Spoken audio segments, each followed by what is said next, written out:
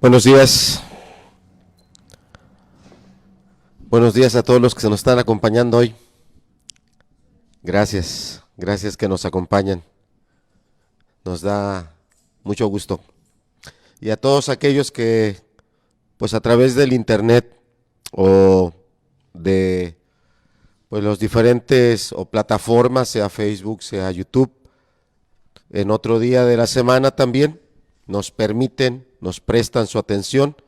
También le damos gracias a Dios por ustedes, con un solo anhelo, con el anhelo de que la palabra de Dios cumpla su propósito, con el anhelo de que la palabra de Dios sea sembrada y en su momento traiga su fruto.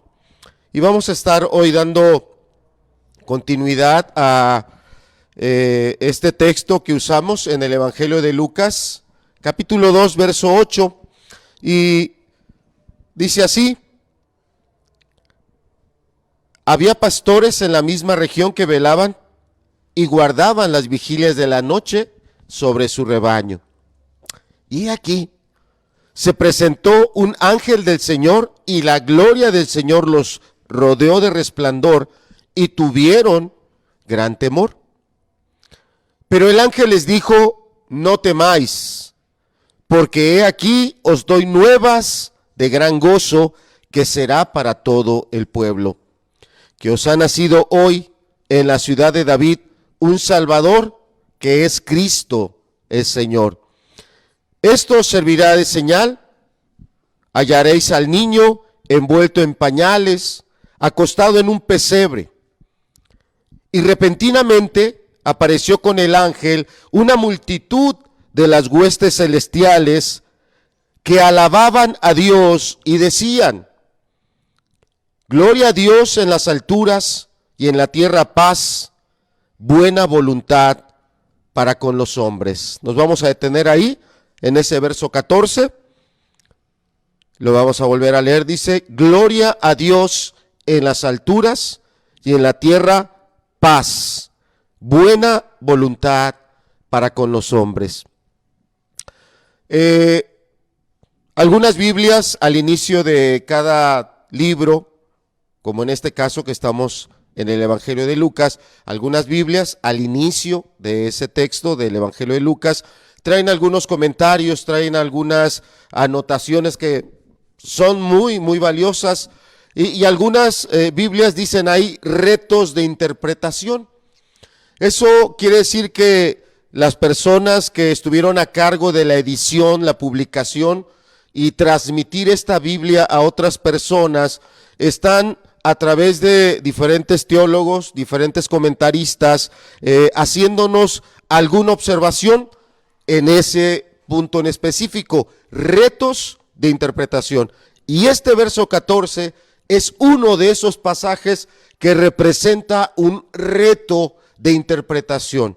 En la traducción Reina Valera así está traducido y dice: y en la tierra paz, buena voluntad para con los hombres. Si usted tiene, como ya es tan accesible el día de hoy a través de ciertos dispositivos, poder tener acceso a otras Biblias como la Nueva Traducción Viviente, la Nueva Versión Internacional y otras traducciones, probablemente sea un tanto diferente lo que diga. Y algunos dice para los hombres de buena voluntad. Algunas traducciones así lo tienen.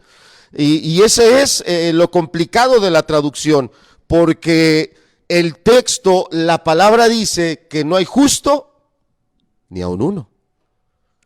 Entonces es complicado, si no imposible, y creo que es más imposible que complicado, que haya hombres de buena voluntad.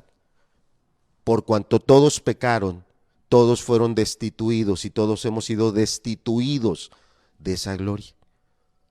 Entonces, tenemos que usar de algunos otros pasajes para poder el día de hoy llegar a una mejor comprensión de lo que nos quiere decir este texto, pero también que tengamos una claridad del propósito de nuestra vida, de por qué Dios envió a ese Salvador. Y bueno, también creo que es un pasaje, haciendo otro apunte ahora, es un pasaje que es digno de subrayar, porque aquí se están cumpliendo muchas promesas de Dios, incluso desde el libro del Génesis, cuando Dios le dice a la serpiente, ¿verdad?, que ella había herido en el calcañar, pero que de la descendencia de esa mujer vendría un descendiente que la heriría en la cabeza. Y aquí se está cumpliendo una promesa tan antigua, o una profecía tan antigua como en el libro del Génesis. Aquí, en el nacimiento del Señor Jesús, se están cumpliendo una gran cantidad de profecías. Yo solo estoy refiriendo a la primera, a la que está ya en el libro del Génesis. Y esto es tan importante poder mirar en la Escritura que es un Dios que no habla nada más por hablar, que no dice cosas que se quedan al aire, sino que cada palabra, cada promesa que Él ha hecho, la va a cumplir. Y aquí está la prueba de ello. Tal vez en la mente de varios ha pasado la pregunta, pero ¿por qué Cristo nació en esa época? ¿Por qué no nació en otra? Algunos tal vez pensarían que pudo haber nacido antes de esta fecha, muchos siglos antes. Tal vez algunos otros piensen, ¿por qué no nació muchos siglos después? No, nació en el momento que tenía que nacer. Él llegó en el momento en el que el reloj de Dios marcó exactamente la hora, y ese fue el momento en el que llegó el Mesías, el momento preciso, en el momento de mayor maldad, de mayor oscuridad, en el momento en el que estaba este pueblo escogido por Él en mayor desesperación. Imagínense, ayer estaba, por querer ilustrar esto que digo, imagínense, ayer estaba predicando a unas personas que falleció un ser querido, 85 años, y partió justamente el día de ayer, y los estábamos acompañando, y al rato nos toca acompañarlos en el panteón. Y hacíamos un análisis. Y bueno, voy a hacer la pregunta ahora, y a los que están aquí, qué bueno que hay bastantes jóvenes que nos puedan contestar. ¿Cuándo fue la conquista de México? ¿En qué año? Todos están pensando que le pregunté a otro, pero no, te pregunté a ti. A ti. ¿1500 qué? ¿Fue la conquista o el descubrimiento? En el 1492 fue el descubrimiento, correcto. Y en el 1521 la conquista y la independencia de México, cuando rompimos esas pesadas cadenas que nos oprimían. En 1810, o sea que duramos ¿cuántos años oprimidos?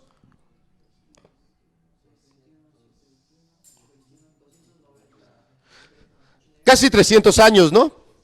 Casi 300 años oprimidos, exprimidos también alguien podría decir, porque sabemos que de nuestro país sacaron muchas cosas.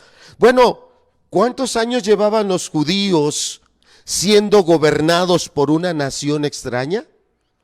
Si todo empezó en el 605 antes de Cristo, y aquí estamos en el siglo primero, o sea, si es el nacimiento de Cristo, vamos a suponer el año cero, por darle una fecha, que en ese cronograma no hay año cero, pero nosotros vamos a ponérselo para tener una referencia. ¿Cuántos años? Si fue en el 605, vamos a dejarlo en 600. El doble de nosotros.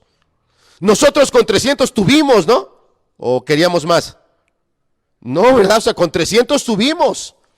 Ellos llevaban 600.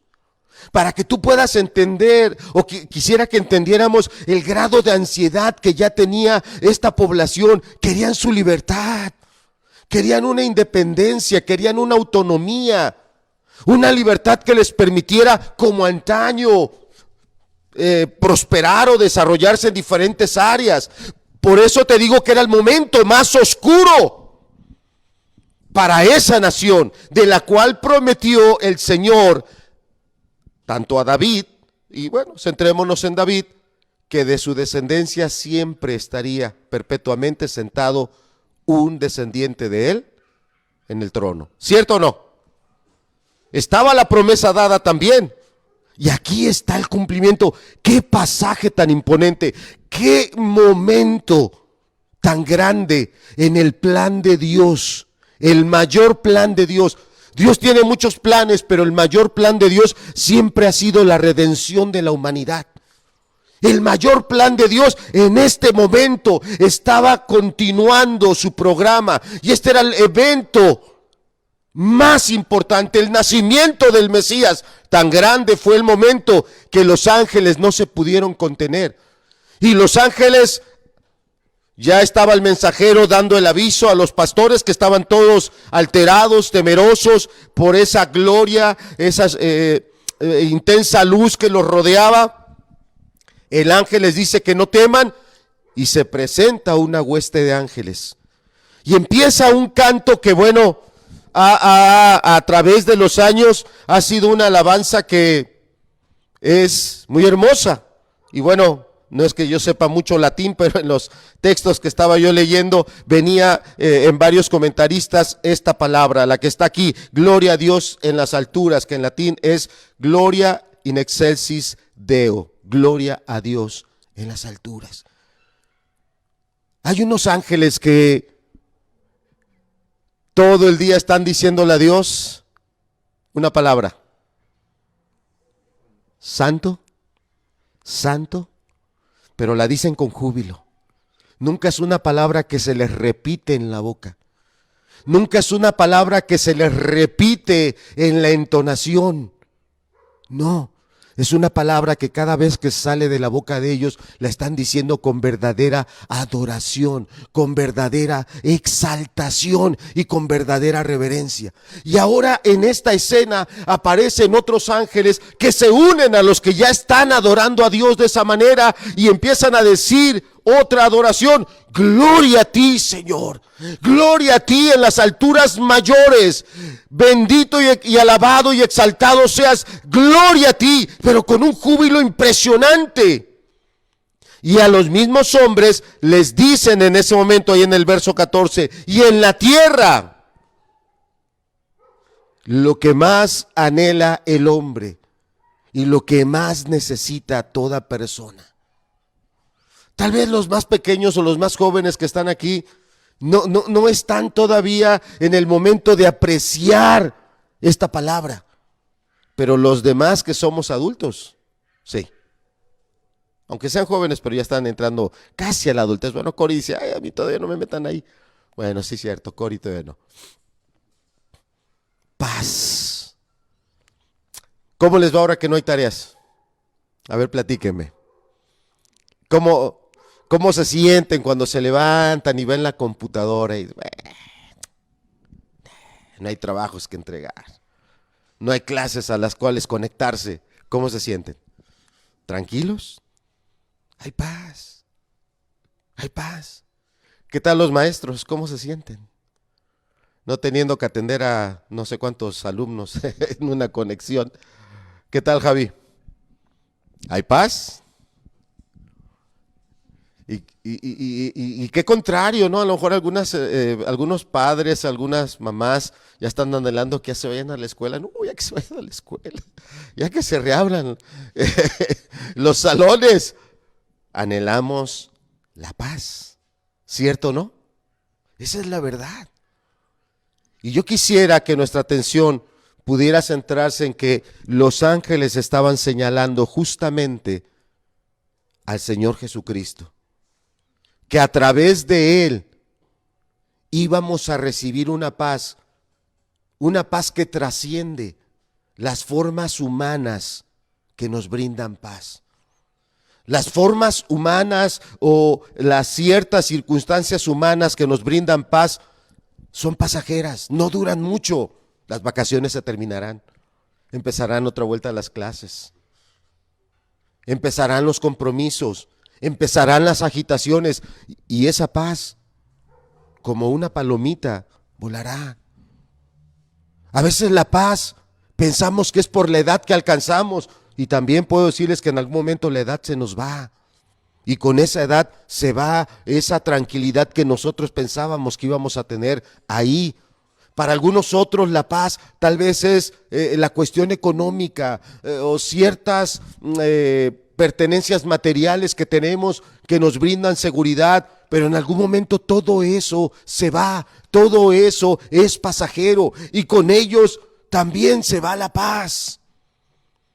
Y yo quisiera que viéramos que cuando los ángeles estaban diciendo y en la tierra paz, no se estaban refiriendo a las formas humanas en las que podemos tener paz. Estaban señalando a aquel que dijo, mi paz os dejo, mi paz os doy, no como el mundo la da, sino como yo os la doy. Y la paz que viene a través de Cristo es muy diferente. Es muy distinta. Yo quisiera que en nuestra mente, en nuestra imaginación, pudiéramos poner al apóstol Pablo en un barco que está en medio de una tormenta, rodeado de muchos hombres, marineros, soldados, otros, y todos entrando ya en una desesperación porque el barco estaba a punto de naufragar. ¿Y qué había en el apóstol Pablo? Había paz, había tranquilidad. Cuando a los otros les llegaba el aroma de la muerte, cuando a los otros les llegaba esa adrenalina de la desesperación, y cuando algunos pensaban ya, ¿verdad? Como esa expresión muy marinera, sálvese quien pueda, el apóstol Pablo fue con aquel centurión y le dijo, si estos saltan del barco, todos moriremos. El ángel ha dicho que todos viviremos, pero tenemos que estar todos en el barco. Y esos soldados, oyendo ahora sí las palabras de aquel apóstol, lograron que todos se quedaran en el barco. Paz. La mayor paz que podemos alcanzar viene solo a través de Cristo. Y en la tierra, paz. Imagínate estas palabras a los oídos de gente como esos pastores, pero la sociedad en general, ¿verdad? Porque la expresión del ángel fue y al pueblo, ¿verdad? A todo el pueblo. Dice que nos traemos en el verso 10, pero el ángel dijo, no temáis, porque aquí os doy nuevas de gran gozo, que será para todo el pueblo. Así que para cada uno de los niños que están aquí, de las niñas, de los adolescentes, de los adultos o de aquellos que estamos muy cerca de entrar a nuestra tercera edad, para nosotros es esta palabra. Paz, paz, una paz genuina, una paz verdadera, pero que en ese momento se estaba presentando en forma humana en ese bebé, en ese Mesías. Y yo quisiera que volteásemos a ver que eso es lo que esa sociedad de aquellos días tanto anhelaba, esa paz. Pero ¿por qué no la encontraron en Cristo? Porque la buscaron de una forma diferente. Ellos querían un rey gobernante que a patadas echara a los romanos. Ellos querían un rey, tal vez como los días de Salomón, que trajera alguna prosperidad económica. A tal punto de Salomón se dice que en sus días la plata era estimada como nada, es decir, era de bajo valor la plata. Había otras cosas, otros metales preciosos o otros artículos preciosos de gran valor, a tal manera que la plata era estimada como nada. Y tal vez algunos anhelaban eso y no pudieron encontrar en Jesús esa paz. Y fíjate a dónde se les dijo a esos pastores que encontrarían al niño. ¿En dónde dice el texto que lo iban a encontrar? ¿En dónde, Lili? ¿A ese bebé dónde lo iban a encontrar? No oigo. Fuerte. Fallín, ¿en dónde? En un pesebre. Para ellos les causó gran admiración, fueron a ver, todo lo que les dijo el ángel se cumplió, pero ese Mesías no estaba en un gran palacio, ese Mesías no estaba rodeado de un gran ejército, no estaba él ahí custodiado por personalidades muy destacadas, salvo sus padres. Qué interesante mensaje del Evangelio, que nos hace ver, sobre todo, solo hacia la persona de Jesús, no hacia las cosas materiales. A los niños que están aquí y adolescentes, a los jóvenes, ¿en dónde estamos buscando la paz? en mi edad, en mi juventud, en mis dones, en mis habilidades, en mis capacidades que pueden retribuir económicamente, en mis relaciones. Estoy bien relacionado, estoy bien posicionado, hablando no solo familiarmente, sino en relación con otras personas con las cuales me puedo apoyar para ir avanzando en una posición, en un buen empleo, en una buena recomendación, en una buena referencia para hacer algún vínculo comercial con alguien más. ¿En dónde estoy buscando yo mi paz? La que viene a través de Cristo solo puede venir primero a través de un genuino arrepentimiento, un genuino reconocer que soy pecador, un genuino reconocer que la obra que Él hizo en la cruz fue por mí, para pagar cada uno de mis pecados. ¿Por qué Cristo murió en la cruz? ¿Porque soy un pecador? Sí, porque soy un pecador. Tenga yo la edad que tenga. Es que tengo 8 años y reconozco mis pecados. Eres un pecador. Es que tengo 15 años y reconozco mis pecados. Eres un pecador. Tengo más años y reconozco mis pecados. Eres un pecador. Y Él murió en la cruz por ti. Y es en ese momento cuando a través del perdón empieza a fluir esa paz. Pasemos un tiempo ahora a ver la parte final. Dice buena voluntad para con los hombres. Dice ahí en el verso 14, ya comentamos que, bueno, la Reina Valera así la tiene traducida, pero vamos a ver algunos otros pasajes que yo quisiera que nos ayudaran para la parte final de este pasaje, de esta predicación. ¿Por qué? Porque esta predicación se centra en la obra de Jesús. En la obra de Jesús, pero también esta predicación se centra en el propósito de mi vida. Que yo pueda entender que mi vida tiene un propósito. Aquí en el Evangelio de Lucas capítulo 2, verso 14, dice así: gloria a Dios en las alturas. Desea que varios comentarios traen esta palabra en latín. Gloria in excelsis Deo, gloria a Dios en las alturas. Y eso es muy importante. Lo quiero enfocar al final del mensaje. Y la otra parte dice buena voluntad para con los hombres. Pero el aspecto de lo complicado en la traducción de este pasaje es que no hay justo ni aun uno.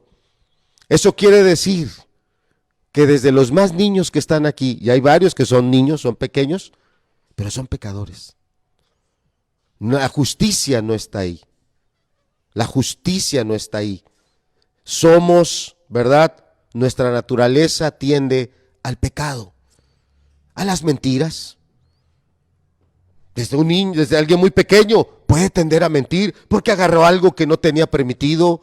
A lo mejor era de su hermano, era de su hermana, lo agarró, lo dañó, lo echó a perder, lo volvió a poner en su lugar y de repente viene mamá, viene papá o viene el hermano y pregunta: ¿quién agarró esto? No, yo no sé. Yo no fui. Y él sabe que sí lo hizo. Está mintiendo. Bueno, ahí está el pecado. Somos tendientes al egoísmo. Desde muy pequeños tendemos a compararnos y a pensar: yo soy mejor que mi hermano, yo soy mejor que mi primo. Y tendemos al egoísmo. Tendemos a menospreciar a otros porque nosotros nos sentimos mejores por habilidades, por ciertas características físicas, de estatura, de color de piel, de fisonomía, de color de ojos. Es impresionante la variedad de aspectos que pueden llevar a una persona al egoísmo. A veces son las calificaciones, tienes una inteligencia, tienes una capacidad y ves a otros con un menosprecio, con una actitud nada agradable. Y llega el momento en que los hijos así tratan a sus padres. Ya los tratan sin respeto, los tratan sin amor, los tratan con altanería, los tratan con desprecio. ¿Por qué? Porque es el pecado que está en nosotros. Entonces, ¿cómo podríamos nosotros tomar que es cierto que hay hombres de buena voluntad? Bueno, sí los hay, pero no es su naturaleza.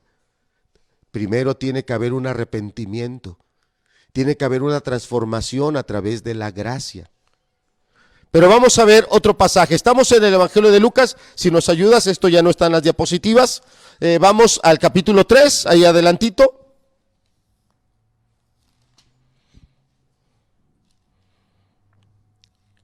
En el verso 22, es el bautismo del Señor Jesús. En Lucas 2:14 se está usando la palabra eudokia. Para cuando dice buena voluntad, es la palabra eudokia, que el diccionario dice que se traduce como estar satisfecho, complacerse en buena voluntad, y también se traduce complacencia. Es la palabra que podría ponerse en lugar de buena voluntad, estar satisfecho. Complacerse en complacencia. Veamos cómo está usada, es otra palabra que es de la raíz principal. En Lucas 3:22 dice así: y descendió el Espíritu Santo sobre él. Está hablando de Jesús en el momento de su bautismo. Y descendió el Espíritu Santo sobre él en forma corporal, como paloma, y vino una voz del cielo que decía: tú eres mi Hijo amado, en ti tengo, ¿qué dice? Complacencia. Ahí se está usando la palabra griega eudokeo. En el texto anterior era eudokia, pero es la misma raíz. La misma raíz, y la misma raíz tiene que ver con complacencia. Dios se está expresando hacia Jesús: estoy agradado con tu vida. Estoy sumamente complacido con tu corazón, con tu actitud. Yo me complazco en ti. Veamos otros pasajes. Seguimos en el Evangelio de Lucas para que no nos sea difícil. Ahora en el capítulo 12, verso número 32.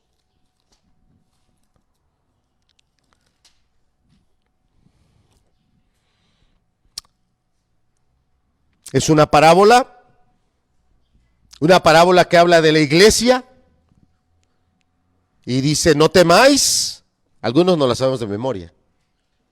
No temáis, manada pequeña, porque a vuestro Padre lea, ¿qué dice? Placido, eudoqueo, eudokia. A Dios le ha complacido darte, ¿qué cosa? El reino.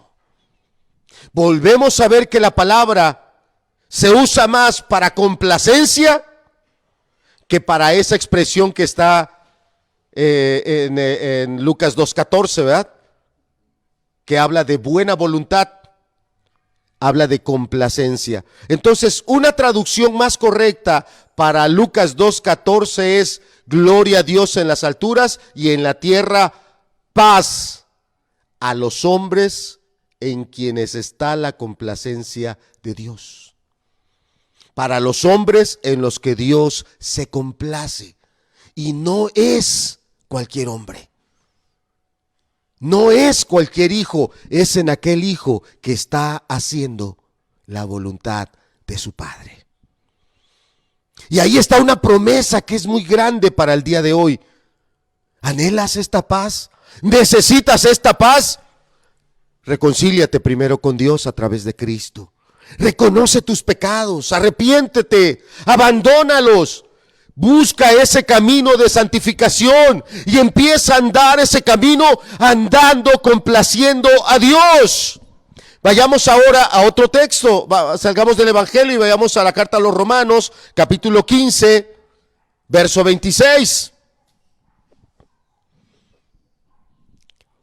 Romanos capítulo 15, verso 26 está hablando de iglesias de regiones, de iglesias de la región de Macedonia y de iglesias de la región de Acaya. O sea, no es una iglesia, no son dos, son varias iglesias, varios grupos de hermanos, porque iglesia son las personas, no es el edificio.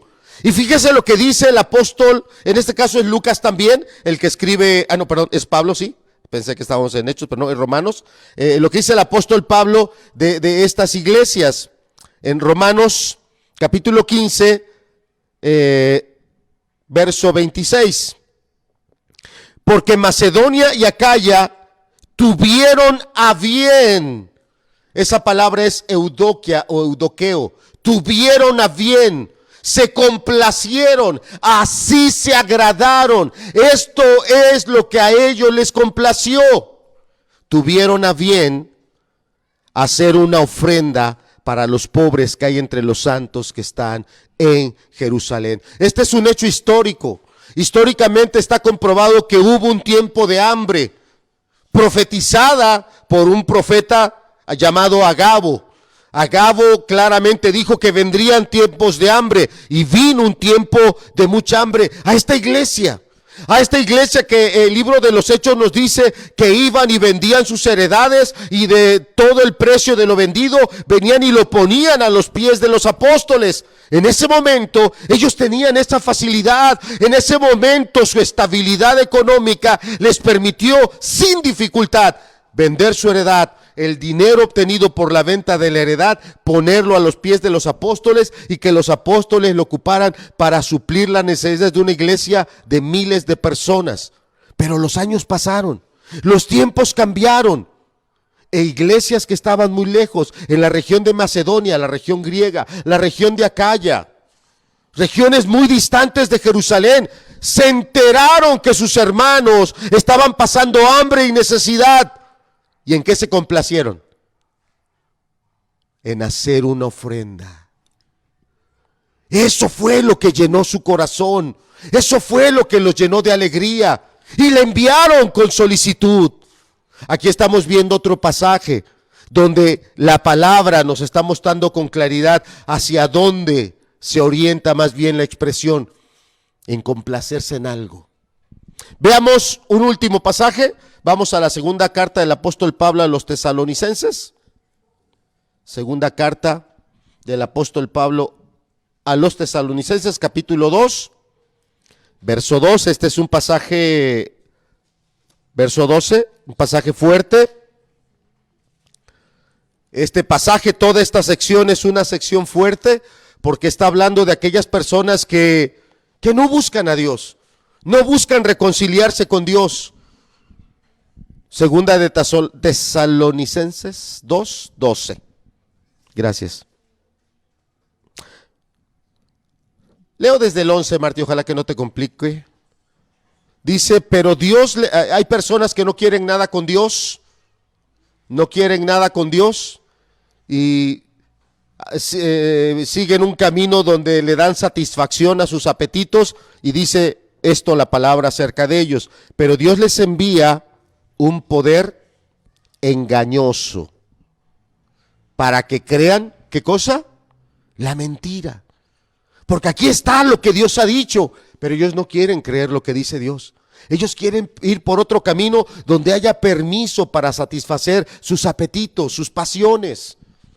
Dice que Dios les entrega un poder engañoso para que crean a la mentira. Verso 12 es donde está esta palabra griega eudokia, eudoqueo, a fin de que sean condenados todos los que no creyeron a la verdad, sino que, ¿en qué se complacieron? ¿En qué se complacieron? En la injusticia.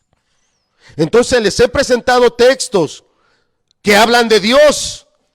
Un texto donde dice que Dios tenía una altísima complacencia en su Hijo, que caminó en una vida perfecta 30 años. Jesús tenía la edad de 30 años cuando se bautiza. Había honrado a sus padres, se había sometido en todo a la autoridad que él tenía. ¿Si oyeron a qué edad les dije que se bautizó Jesús? 30 años. Algunos ya nada más estamos esperando cumplir los 18. Bueno, yo ya tiene rato que los cumplí. Pero algunos jóvenes están esperando cumplir los 18 porque ya no me quiero someter a la autoridad. Algunos ni siquiera están esperando cumplir los 18.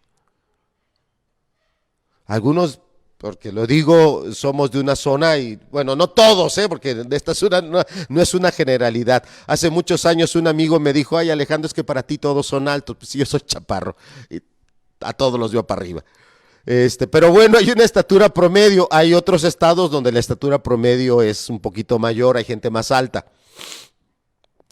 Y algunos de nuestros chicos, de repente, porque papá, mamá son bajitos, yo ya no me quiero someter a mi papá porque ya me quedó chiquito. A mi mamá yo no la quiero respetar porque mi mamá está bajita y yo ya no la voy a respetar. Cristo no fue así.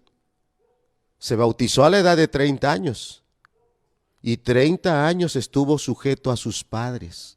Así lo dice claramente el texto. A los 12 hubo un momento complicado, ¿verdad? A los 12 fueron al templo, Jesús estaba terminando su niñez, estaba pasando a otra edad diferente, los papás se retiran y Jesús se queda en el templo, ¿cuántos días? 3 días, platicando temas teológicos que tenía, ¿cómo dice el texto que tenía los maestros de la ley? Impresionados, ¿sí o no? Y llega preocupada María. Hijito mío, te hemos buscado por todos lados. ¿Y qué dice el joven Jesús? Porque ya no es niño. ¿Por qué me buscas? Estoy aquí con mis cuates. Estamos re bien. ¿Esa fue la respuesta? No. ¿Por qué me buscáis? ¿No sabéis que en los negocios de mi Padre me es necesario? ¿Qué palabras tan profundas?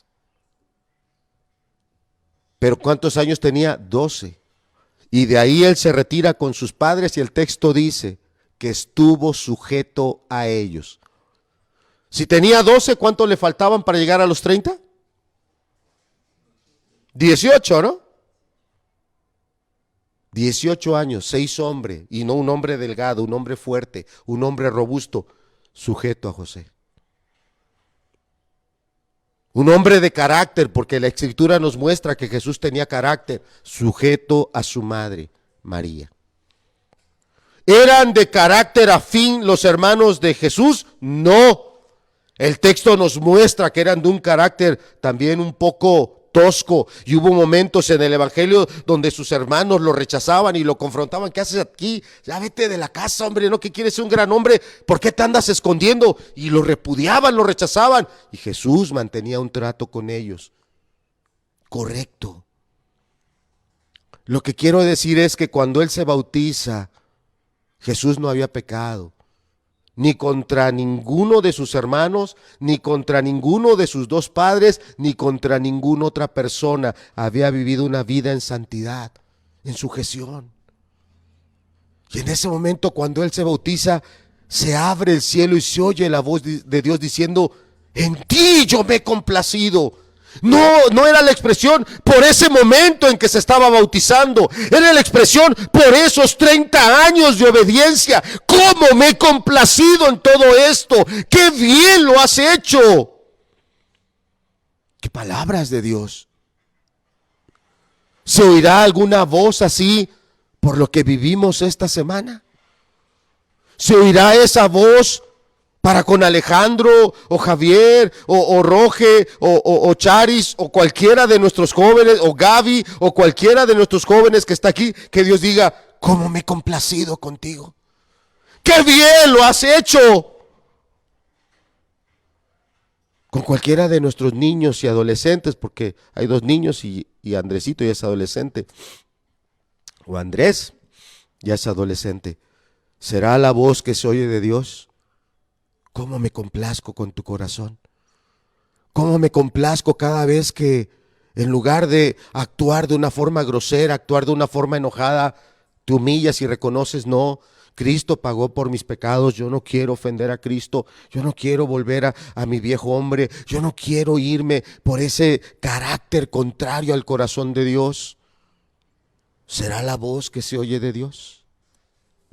En ti yo me complazco.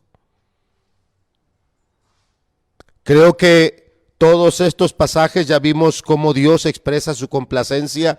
Ya vimos cómo iglesias como las de Macedonia y Acaya tuvieron una actitud que a ellos les dio mucha alegría. El hacer el bien a mí me da mucha alegría. Me complazco en hacer el bien, porque también vimos otro pasaje donde hay personas que no se complacieron en hacer el bien. sino en hacer el mal. No tuvieron temor a Dios, Dios los entregó un poder engañoso, porque se complacieron en hacer el mal. Entonces, con estos textos que hemos estado tomando, yo quisiera que entendiéramos que esa expresión, si regresamos, Marty, a Lucas 2:14, gloria a Dios en las alturas y en la tierra paz para con los hombres en los cuales está la complacencia de Dios. Para con los hombres en los cuales Dios se complace. Es muy anhelada la paz. Ha habido guerras muy crueles y al día de hoy sigue habiendo guerras muy crueles y sigue habiendo un clamor de paz. Esta pandemia, tanto que se ha extendido, tantas situaciones que se han presentado, las noticias nos los dicen, lugares que venden el oxígeno y la manera tan ruin como lo han encarecido, pero no solo se encareció el oxígeno, se encareció el alcohol, el gel, los cubrebocas, los guantes. ¿Cuántas cosas se han encarecido? Hay lugares donde ya es tan difícil conseguir una consulta médica, obtener que haya un médico que atienda. Se ha complicado tanto. Realmente la paz es tan anhelada, pero estamos buscando una paz que es pasajera. No quiero alarmar a nadie, pero las noticias dicen que ya están encontrando variantes del coronavirus. Por lo menos ha habido 2 países, o cuando menos, bueno, tal vez sea uno. En Inglaterra se encontró una variante y eso quiere decir que el virus ya mutó. Hay una diferencia y eso a nivel biológico es importante porque es un organismo un tanto diferente y tiene la misma capacidad de atacar como el primero, es decir, que tu cuerpo no lo reconozca, que tu cuerpo no tenga anticuerpos, no se pueda defender. ¿Cuánto anhelamos la paz? Pero qué triste cuando buscamos una paz que está solo en las cuestiones temporales y no la paz que viene a través de Cristo.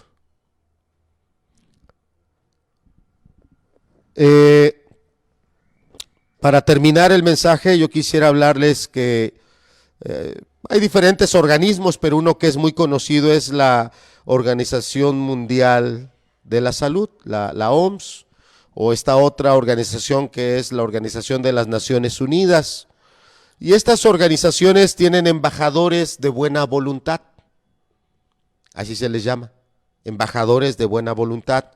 Y son personalidades conocidas de diferentes áreas de la sociedad. Pueden ser las artes, puede ser un escultor, un pintor, una persona que baila ballet, hay una gran variedad de las artes, no quiero quedarme corto. Entonces son personalidades reconocidas de las artes. Hay muchas personas que, vamos a decirlo así, tienen su admiración para esa persona que se desarrolla en un área de las artes, entonces esa persona tiene influencia. Son también personalidades reconocidas de la literatura, o sea, personas que escriben libros que llegan a tener una gran distribución, un gran impacto, entonces convocan a ese escritor para que sea un embajador de buena voluntad. También hay embajadores de buena voluntad en el área de los deportes. En todos los deportes hay deportistas que tienen una actitud muy pulcra, muy acorde no solo al deporte, sino en el convivio con una sociedad. Y también estas organizaciones los convocan para que sean embajadores de buena voluntad. Y hay otras áreas, ¿no? Hay muchas áreas, artistas, cómicos, una gran variedad de áreas donde estas organizaciones convocan y llaman a una de estas personas para que sean embajadores de buena voluntad. ¿Cuál es la labor? El compromiso que adquieren estos embajadores? Se comprometen a contribuir para sensibilizar al público acerca de algunos problemas de salud que son importantes. Es decir, estos embajadores van a ir a diferentes lugares, a diferentes países, van a tener contacto con la sociedad y el mensaje que ellos el objetivo de ellos es sensibilizar a una persona acerca de problemas importantes de la salud. ¿Qué es sensibilizar? Que aquellas personas que lo oyeron y se dan cuenta que ellos están cometiendo errores acerca de su salud, puedan reaccionar y decir, no, yo tengo que hacer cambios en mi vida. Eso es sensibilizar. Dice el verso 14, gloria a Dios en las alturas y en la tierra paz. Esa paz vino por medio de Cristo.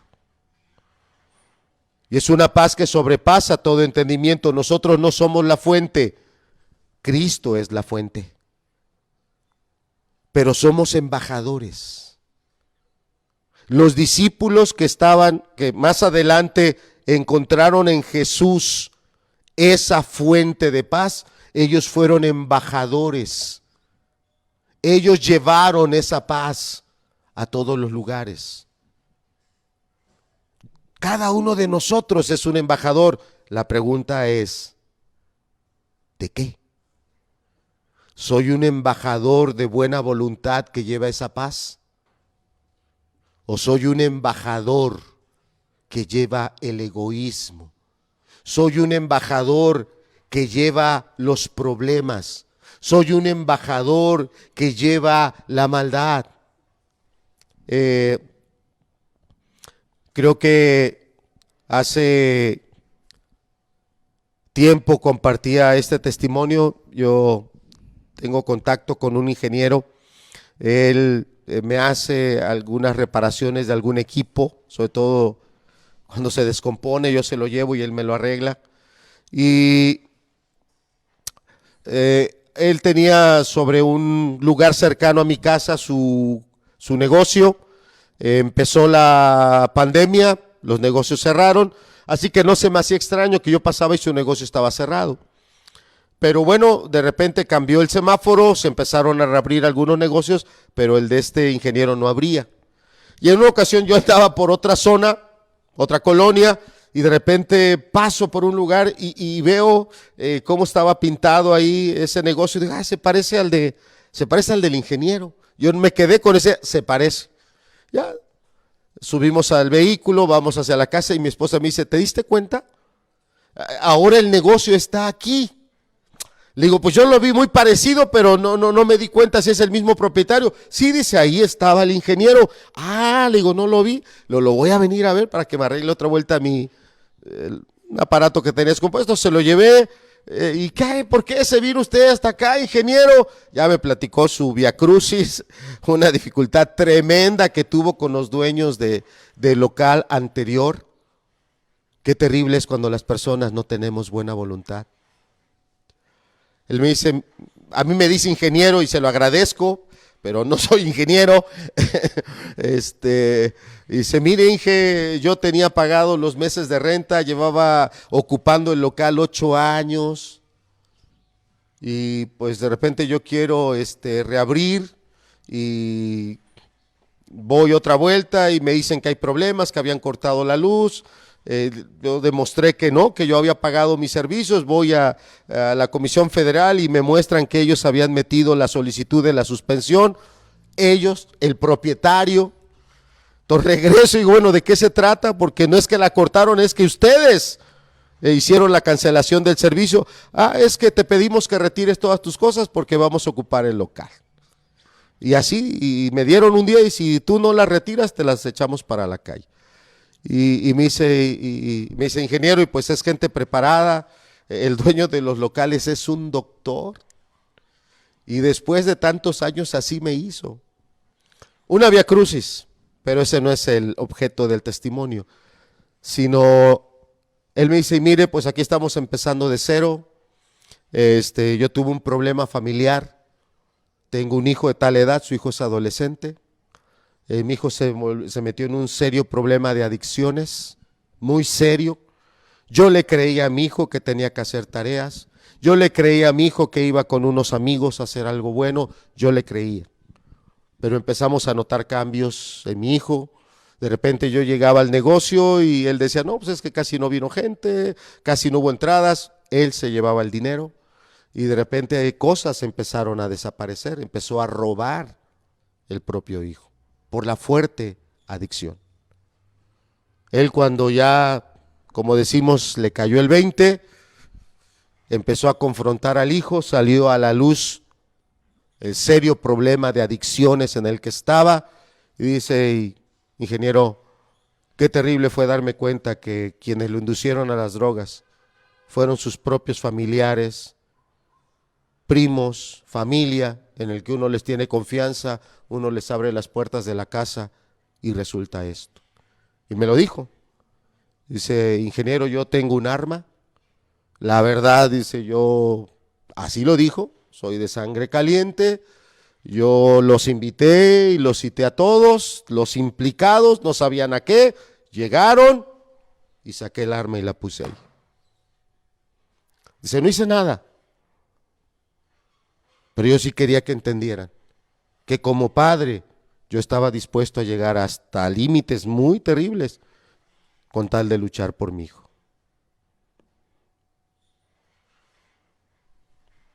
Creo que los otros entendieron el mensaje,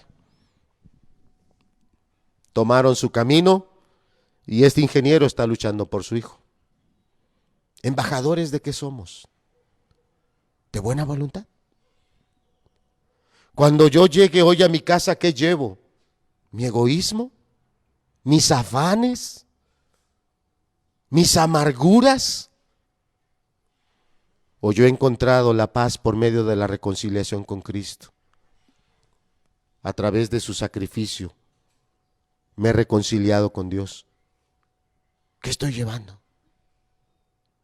Fíjate lo que dice el texto, léelo conmigo. Gloria a Dios en las alturas. Cuando Dios ve que tú estás llevando allá a casa con papá, mamá, un buen corazón. Mi papá está cansado, lo voy a ayudar. Mi mamá está cansada, afligida, la voy a amar, la voy a apoyar.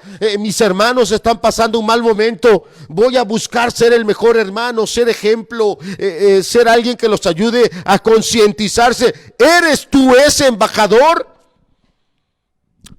¿O eres como estos familiares que hablaba el ingeniero? Que llegaban con él y le sonreían, le daban una buena cara, pero por abajo estaban corrompiendo el corazón del hijo, del familiar. Se complacían cada vez que él hacía cosas como robar, agarrar dinero, mentir, escaparse con ellos, depravarse con ellos. Porque este versículo está hablando de cómo se extendió el evangelio a todo el mundo.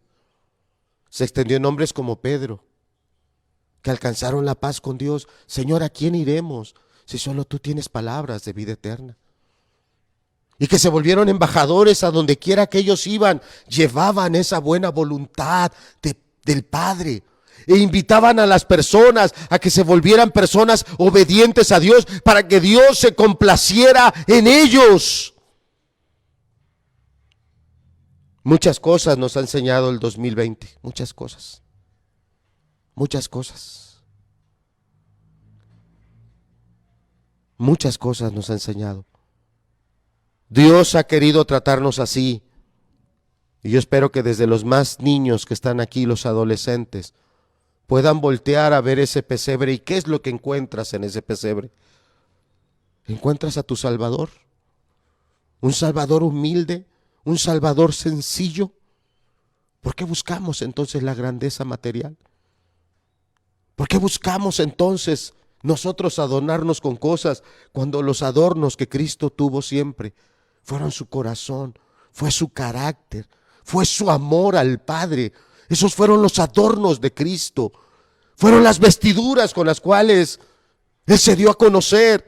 A Cristo no lo distinguieron por sus ropajes, a Cristo no lo distinguieron por los lujos materiales que Él tuvo o las posiciones sociales, religiosas que Él podía alcanzar. A Cristo se le distinguió por su corazón, siempre. Encuentro eso en el pesebre. Encuentro un Mesías que me es ejemplo.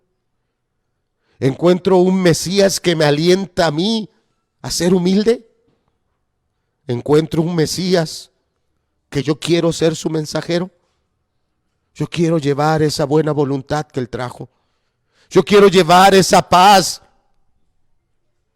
con la cual Él puede inundar el mundo entero. Pero necesito que empiece conmigo. Necesito que esa paz primero esté en mí. En mí. En un momento más vamos a estar en el panteón despidiendo a un hombre que conoció a Dios, le entregó su vida. Hace unos días que se sentía mal, ya tenía tiempo, pero desde hace unos días que se complicó. Le dijeron, le decimos al hermano Alex que venga, hablas con él. Si hay algo que te tengas que arrepentir, algo que tengas que arreglar con Dios. Él dijo, que venga. Pero yo ya me arreglé con Dios. Que venga, quiero hablar con Él, pero yo ya estoy listo para partir. Su esposa lo dejó. Sus hijos lo dejaron. 85 años. Pero se agarró de su Señor.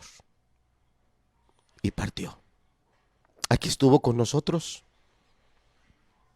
En días como hoy, Él llegó a estar aquí con nosotros. Digo en días como hoy porque nosotros como iglesia siempre tenemos esa alegría, gusto, complacencia de tener una acción de gracias el último domingo del año y después de esa acción de gracias tener un tiempo de convivio. Y ahí llegaba. No una vez, llegó varias veces. Y ahí estuvo. Comiendo, platicando. Siempre fue muy ameno, muy alegre. Yo lo vi hace unos meses.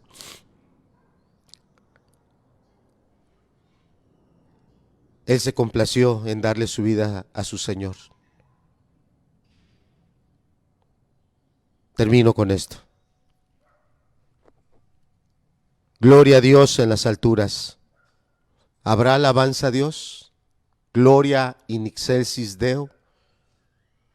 Cuando Dios vea cómo eres como hijo. Dios te mirará en el cielo y dirá, ese es el corazón que a mí me agrada. Ese es el joven que a mí me anima, dirá Dios. ¡Qué carácter! ¡Qué servicio! ¡Qué sencillez! Cuando Dios nos ve como esposos, habrá esa gloria en las alturas, es decir, esa es la labor de Cristo, esa fue la reconciliación que hizo Cristo, que no solo cambió el corazón de ese esposo para con Dios, cambió el corazón de ese esposo para su esposa, cambió el corazón de ese padre para sus hijos. ¿Habrá esa gloria? Se la merece, se la merece. Volvámonos embajadores del mejor de los reyes. Volvámonos embajadores del mejor de los señores. No hay otro como Él. No hay otro. Él es único. Padre, te damos gracias porque los ángeles vinieron a decirnos verdades tan grandes. De verdad, Señor, pedimos que esta paz que viene a través de Cristo no solo pueda ser alcanzada a través del arrepentimiento, sino a través de un continuo humillarnos y darnos cuenta que separados de ti no somos nada.